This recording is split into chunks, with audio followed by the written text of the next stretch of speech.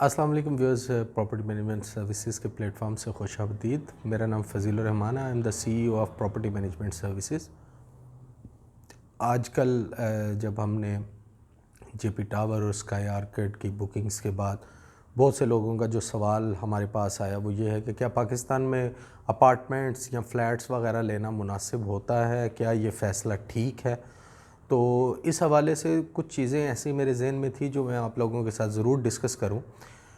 देखें, property management services आपको consultancy provide कर रहा है। गुज़िश्ता 7 साल से हम रियल एस्टेट के बिज़नेस से मुंसलिक हैं और हम रियल एस्टेट के हर उतार चढ़ाव को हम कंटिन्यूसली देख रहे हैं।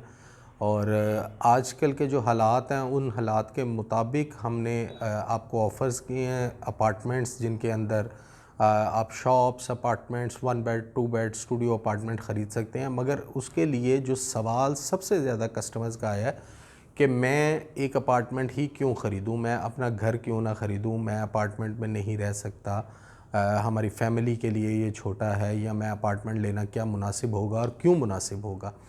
उसके लिए मैंने सोचा कि शायद आप लोगों के साथ एक डिस्कशन बिल्कुल बनती है कि उसके अंदर मैं अपना व्यू पॉइंट आपको दे सकूं। बाकी आपका जो फ़ीडबैक है वो कमेंट्स में आपका इंतज़ार ज़रूर रहेगा कि मैं आप लोगों की राय जान सकूं कि आप क्या कहते हैं। देखें, 2-3 चीज़ें हैं जो इस वक्त फैक्टर्स जो हैं वो बड़े इंपॉर्टेंट हैं। नंबर 1, गवर्नमेंट ऑफ पाकिस्तान ने 50 लाख रुपए के ऊपर प्रॉपर्टी ख़रीदने के ऊपर आपको टैक्स नेट में आने का फ़ैसला किया है कि आप किसी भी सूरत में without national tax number NTN के वगैरह 50 लाख से ऊपर की प्रॉपर्टी नहीं ख़रीद सकते। एक चीज़।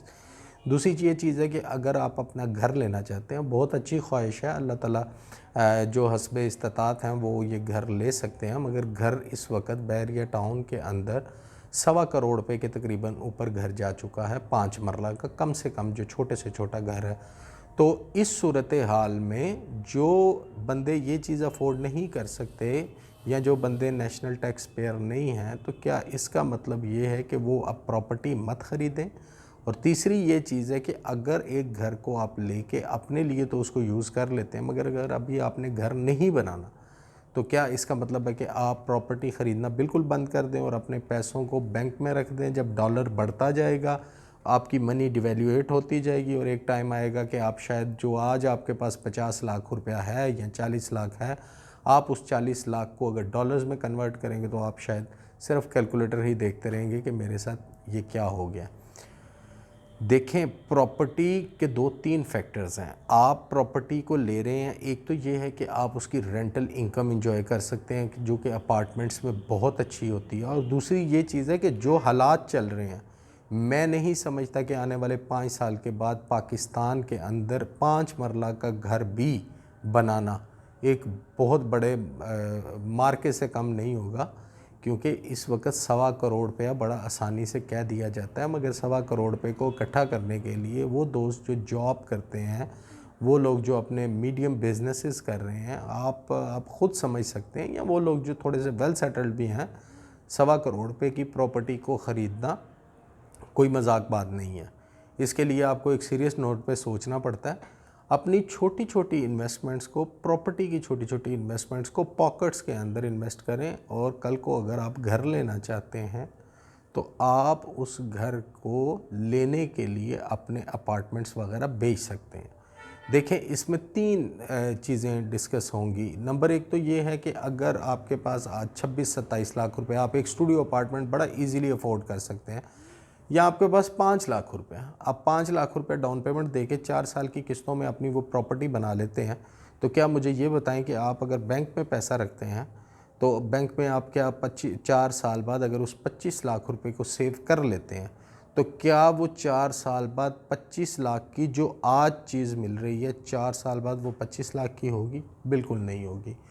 प्रॉपर्टी के अंदर इन्वेस्टमेंट इसलिए करवाई जाती है कि प्रॉपर्टी दूसरे हर बिज़नेस में आपको खुद से काम करना है, आपको उसके अंदर मेहनत भी करनी है, अपने 8 घंटे भी देने हैं, मगर प्रॉपर्टी के अंदर आप अपना काम जो भी कर रहे हैं वो कर रहे हैं, और प्रॉपर्टी के अंदर आप सिर्फ अपना पैसा इन्वेस्ट करके उसको छोड़ रहे हैं। बाकी काम इटसेल्फ प्रॉपर्टी खुद ब खुद बढ़ा रही है। आपको कोई एम्प्लॉय नहीं रखना जी, आपको कोई वेयर एंड टेयर का मसला नहीं है, आपको किसी प्लॉट की सूरत में या अपार्टमेंट की सूरत में, प्लॉट है तो आपको वहाँ पे कोई हिफाजत की ज़रूरत नहीं है, किसी नॉन सोसाइटी में लेते हैं। और अगर आपके पास फ्लैट्स या अपार्टमेंट्स हैं तो तो आप ये कह लें कि आपने 5 साल उसको किस्तें दी हैं और 5 साल के बाद अगले 5 साल आप उसकी इंस्टॉलमेंट्स को एंजॉय करके उतने ही पैसे आप वापस ले सकते हैं। तो 5 साल के बाद आपकी प्रॉपर्टी आपके नाम पे हो गई और अगले 5 साल इतनी रेंटल इनकम आई कि आपको आपका दिया गया पैसा वापस मिल गया।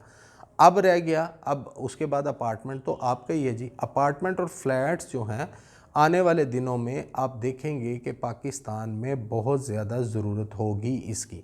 डाउनटाउन आबादी इतनी बढ़ती जा रही है, इस वक्त कोई भी हाउसिंग सोसाइटीज़ या प्रॉपर्टीज़ आपको जो ऑफ़र करते हैं वो शहर से 30-30 किलोमीटर दूर ऑफ़र कर रहे हैं। तो आप शहर के अंदर वो बेसिक फैसिलिटीज़ जैसे स्कूल, कॉलेज, यूनिवर्सिटी उनको कैसे एंटरटेन करेंगे। लाहौर सिटी के अंदर, बैरियर टाउन लाहौर के अंदर हम होते हैं, बैरियर टाउन लाहौर को डील कर रहे हैं। यहाँ पे हमने 2 टावर्स बनाए हैं, स्काई आर्केड और जुताना प्रॉपर्टी मैनेजमेंट सर्विसेज का जेपी टावर हमने बनाया है जो हमारे अंडर कंस्ट्रक्शन है। आप यकीन माने कि बहुत से लोगों को जो पूरे पंजाब से हैं, कोई कह रहा है कि जी मेरे बच्चों ने यहाँ पे पढ़ना है, मैं इसलिए अपार्टमेंट ले रहा हूँ। कोई ये प्रोस्पेक्ट कर रहा है कि 4 साल बाद बच्चे आ जाएंगे। कोई ये प्रोस्पेक्ट लेकर चल रहा है कि हमारा रेंटल इनकम 4 साल बाद शुरू हो जाएगी। कोई ये चाह रहे हैं कि हम अपनी फैमिली के साथ आते हैं, हमारे पास लाहौर में रहने के लिए जगह नहीं है। कोई उसको अपना सेकंड होम कर रहा है और कोई उसको अपनी इन्वेस्टमेंट के लिए अपने पास रख रहा है। तो देखें, चीज़ लेना ठीक है, बड़ा अच्छा क्रिटिसिज्म है, बहुत अच्छा आप क्रिटिसाइज़ कर सकते हैं कि नहीं जी अपार्टमेंट में कौन रहता है, जी घर होना चाहिए। लें घर सर, घर लें। 1 करोड़ रुपए का, 1.25 करोड़ रुपए का एक ही घर ले पाएंगे पूरी ज़िंदगी में, क्योंकि दूसरी दफ़ा घर लेने के लिए इट्स अ टफ गेम। तो इसके लिए ये है कि एटलीस्ट जो आपकी छोटी छोटी सेविंग्स है उनके लिए अपार्टमेंट और फ्लैट्स आप ले सकते हैं। अच्छा, बड़े क्रिटिक्स इसके ऊपर आए क्योंकि पंजाब में ये चीज़ ज़रा नहीं है, कराची वाले इसको समझते हैं। बड़े क्रिटिक्स ये आए जी लाइट चली जाएगी तो फिर लिफ्ट का क्या होगा।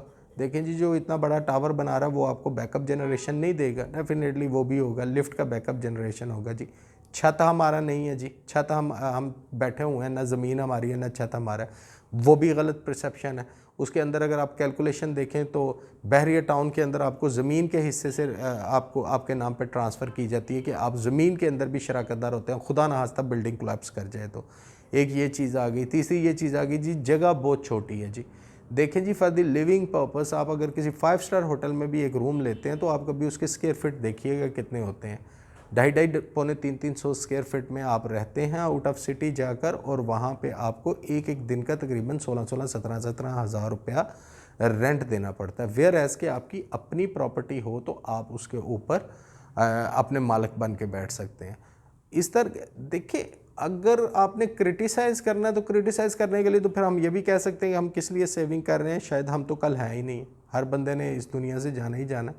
तो फिर ये बड़ा अच्छा क्रिटिसाइज़ करने का तरीका है कि आप इसको इस तरह करके कर लें, मगर ऐसा नहीं होता। आप बहैसियत बशर, बहैसियत अशरफुल मखलूक़ात आपको प्लान आउट करना पड़ता है, और चीज़ों को प्लान आउट करने के लिए आपको अपनी अक्ल, फ़हम, फ़रासत और इसके अलावा जो आपके पास अवेलेबल सोर्सेज होते हैं उनको यूज़ करना पड़ता है।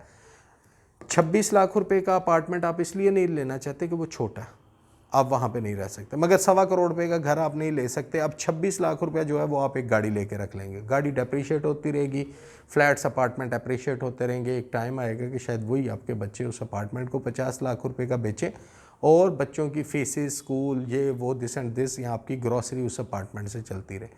चीज़ लेना हमेशा बहादुरी होती है, चीज़ों को क्रिटिसाइज़ करना तो कोई भी जी टेबल पे बैठ के मैं पूरी दुनिया को क्रिटिसाइज़ कर सकता हूँ। मैं बैठता हूँ जी, बैरियर टाउन क्या और अमेरिका क्या, हर चीज़ को क्रिटिसाइज़ कर देते हैं, मगर चीज़ों को जब रियलिटी में देखें तो रियलिटी ये है कि जो आज बन जाएगा वो आने वाली नस्लों के, आगे बच्चों के और आपके अपने लिए भी यूज़ होता जाएगा और काबिल इस्तेमाल होगा।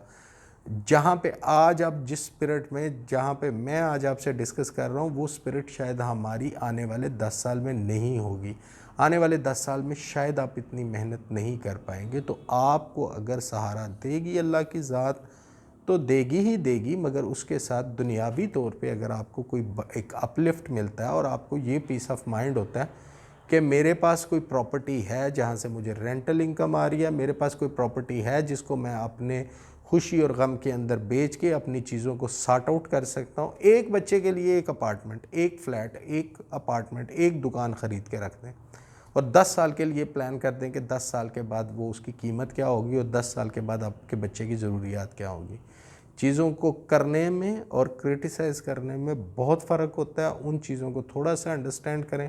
मेरा ख़्याल है कि मैं आपकी तवज्जो इस तरफ ला चुका हूँगा कि आपके लिए प्रॉपर्टी पाकिस्तान के अंदर, जहाँ पे एक इमर्जिंग मार्केट है और आने वाले दिनों में एक बड़ी पॉपुलेशन आ रही है, यहाँ पे आपको ये 500-500, 700-700 स्क्वायर फीट के अपार्टमेंट्स ढूंढना भी एक नेमत से कम नहीं होगा। इंशाल्लाह किसी और सेशन में आपके साथ आपकी खिदमत में हाज़िर होऊंगा। तब तक के लिए टेक केयर, अल्लाह हाफ़िज़।